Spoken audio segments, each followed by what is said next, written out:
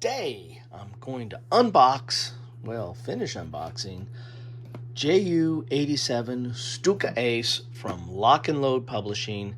Yes, I got this compliments of Lock and Load Publishing. This is an advanced copy, and I'll put a link to the video regarding that delivery in the description down below. But what do we have here? Well, we have JU87 Stuka Ace, their latest offering that is, a solo offering, which is something different for Lock and Load, and it's card based, which again, something a little bit different for Lock and Load.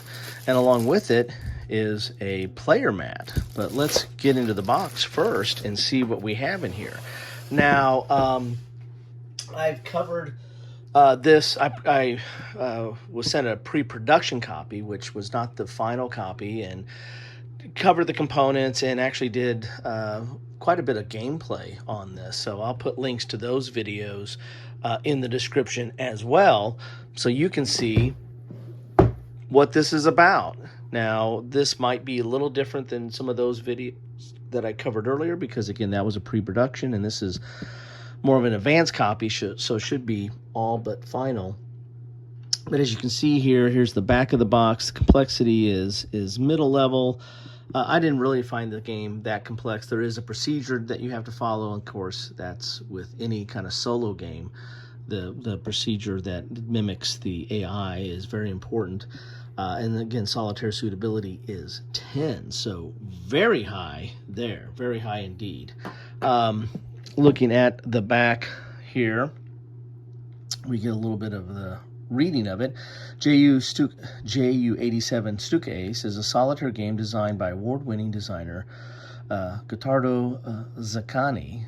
JU87 Stuka Ace places you in command of a German Ju-87 dive bomber, famously known as the JU Stuka, an abbreviation of the German word, oh man, like I'm even going to try that, meaning dive bomber. The Stuka is one of the best known and distinctive aircraft of World War II. Its fixed landing gear and inverted gulf wings, also the sound that it made, that it went down there. You can play a single mission or simulate an entire career of a Stuka pilot. Your mission is to destroy as many targets as possible, all while you avoid enemy fighters and anti-aircraft fire. Track your career as you improve your pilot skill, as you increase your personal rank, and earn medals for your outstanding service. During these years, the Stuka was the subject of continuous development and improved performance.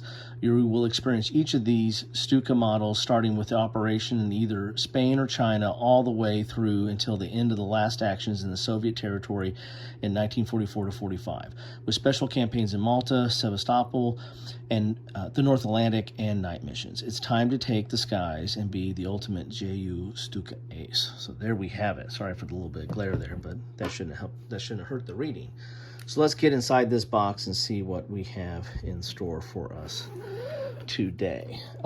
I like this game. I like the gameplay. Again, it's card based. The deck is kind of determines the AI, and it determines what happens to you, and also kind of determines your roles and what happens there as well. So let's get inside here and see what we have. There's the box, a very nice thick box. I think Lock and Load's gone to thicker boxes, but I could be mistaken there. We get some bookmarks, which are very cool. One of these days, maybe I'll have my image on there. And they're all need help. Yes, we do. All right, here is the rule book. And then here's the manual. Then you have the theaters. So this will be your scenario book. And I'm not going to go all the way through the rule book, but the one thing that's really nice here is that these are all spiral bound. I think Lock and Load's going to a standard spiral bound for all their rule books and scenario books and what have you. And so this looks kind of thick, but it's really not that complicated of a game.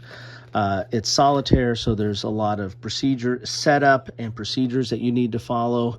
But once you get into the gameplay, the sequence of play is really pretty easy to follow. Now, there are some rules in here to cover more than just control more than just one plane. I did some of the solo missions or just one plane, but you can actually control or command whole wings, and so there's some rules that get into that as well. As you can see, it's full color, it's dual column, and it has some highlighted examples in red throughout here. So there you have it. Again, I would refer to my earlier videos, plus I think there's been some other content that should cover the gameplay a little bit better than me, probably, maybe a lot better than me. Here is the theater book, which is going to tell you about your different scenarios. So here's Spain. And if you're going to do a mission in Spain, there are different missions that you can do, and they're all replayable because the card draw is going to come up different each time, so that adds to a lot to replayability. Plus, the decisions you make are going to be different each time as well. So you got Spain, China, Poland, Norway, France, Britain, Crete, Mediterranean, Malta, a lot of Malta there, North Africa, Soviet Union, Sevastopol, North Atlantic, Soviet Union 2, Soviet Union 3, and Italy. So quite a bit of different campaigns there. So as you can see, a lot of gameplay here. Not only each one of those scenarios replayable, but there are also multiple ones in there for each of the different theaters. Plus you can string them together and do like a campaign or legacy or a little bit of RPG element to it. Here are your planes that you start off with. There's Lieutenant plane. I think it's like the first one you start off with. And this is the one, yeah, so this is if you're controlling just a single plane, and then if you're controlling more formations or flights, then you're going to have you're commanding more than just one aircraft, and so that goes up as you go up in rank. Here are the counters. Now there's not a lot of counters to this because it's mostly, as a solitaire game, the counters are mostly administrative or marking kind of where you're at or your different statuses and the like, but they are nice counters, double-sided, and standard lock and load thickness, very nice there. Then we've got our sequence of play. As with any lock and load game, there's quite a bit of player aids. As you can see there's a thick stack there. Let's get to those in a second. Let's look at the insert. The insert's going to hold your cards. So this deck is one of the game decks, the flight cards, and has numbers on it that's going to determine what you need to like roll or check during the game. Here's more flight cards. The approach, as I said, it's been a while since I played this. I did those videos well over a year ago. It might have been 2 years ago. We can talk about the delay. In fact, I did that in the delivery video. So if you want to look at that. But so these are the cards that are specific to each one of those different missions on what's going to happen, because you're going to encounter different events depending on what mission you take and what card you draw. And then we've got, well, these look kind of cool. I want to make sure there's nothing underneath here. Sometimes I miss out what's underneath.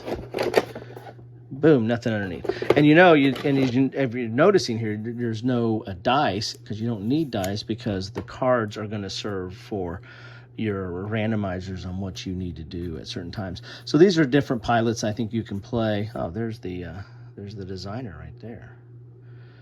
And so in each of these pilots are going to have some special missions, and then you got a place there to put your awards and medals and what have you in the game. So that's very cool there as well. So let's look at these player aids here. Quite a few of them. So here's your sequence of play. So this is the Graf Zeppelin mission. Interesting. And very good, thick card stock here. Here's your theater tables. So yeah, this is if you're doing kind of a campaign, you can start rolling up which theater you roll and what are the missions. So this is your campaign sequence. You have that there. So all the different tables you roll up, because it does have a little bit of an RPG feel if you're kind of creating up a character or creating up your career. Here's your pilot log. I'd make a copy of this, or you could write on this, I guess, with dry erase maybe. It's very thick, but I'd make copies of it. That's just me. My stuff is falling down here, sliding over. And these are the different planes that you can. Well, no, this is still the Stuka Ace pack. Okay, so this is still some of the key charts that you need to know, like dogfighting, different fighter damage, pilot experiences, and here's the standard sequence of play for the game. And so this is something that you'll be referring to quite a bit at the first, and then once you know it, you're going to know it. So takeoff, approach, target, return to base, refuel, rinse and repeat, a lot of that. And then there's a different sequence for the tack sequence there. And this is very key to the game. This is how you do your bomb run. And so you're going to make a decision on when you want to release or when you want to pull up. And you're going to get modifiers based on that. So it's very visual and very, tied to the experience of a dive bomber and how they worked there. So here's more theater tables. I get a little map on that one. And then here, that's just driving me crazy how slick this is. I'll just put this off the side here. So then these are the different planes that you can fly. And as the back of the box said, that they develop over time. So you can go up in quality or ability in some of these planes over time. They do have some different abilities that you can have there. There we go. Now I got it flat. So you got quite a few planes here that you can pick out and try. And some of them are tied to the scenario or only available maybe in certain campaigns. But there's a lot. I mean, this is the definitive experience for the Stuka if you want to experience all the different planes and their different abilities as well. So there you have it. That is what you get in the box. Again, I need to go back and look at my own videos on this and remember how to play this game. It's not that hard, but it does. It is a little bit different. It is different than anything else I've seen from Lock and Load, and a little bit different from some of the. I play a lot of solitaire games, and it's a little bit different from some of the other solitaire games that I've seen as well. So this whole card-based mechanic is very interesting. So there you have it. That is what I have for you today. Thank you so much for stopping by. Check this one out. This one, if you like solitaire games, if you like flight games, this one is probably right up your alley and something to take a look at. It doesn't take very long to play. I know that rule book looked a little bit more than what you would expect, but it really does not take that much to get into this game and get flying and get bombing and do some missions and get a career going. That's what this game is all about. Anyway, that is JU87 Stuka Ace. Thank you so much for stopping by, and thank you, David Heath, for sending this to me. And David's been checking up on me. I've been having some medical issues and still on my meds, so apologize if I've messed up anything. Oh, whoa. Before we go, you want to see this? What was I thinking? You want to see this bad boy before we go. Let's put this out here. And look at that, nice mat there, very thick. And there is your game map right there. So you're gonna put your pilot card there, put your card that shows all your medals and what achievements you have. You got a place for achievements there, your altitude cards, target cards, flight cards, discard. So you got all the different, here's your objective cards, and you're gonna be drawing random objectives each time for each of the missions. So there you have it. Now, what do you say? Thanks for stopping by.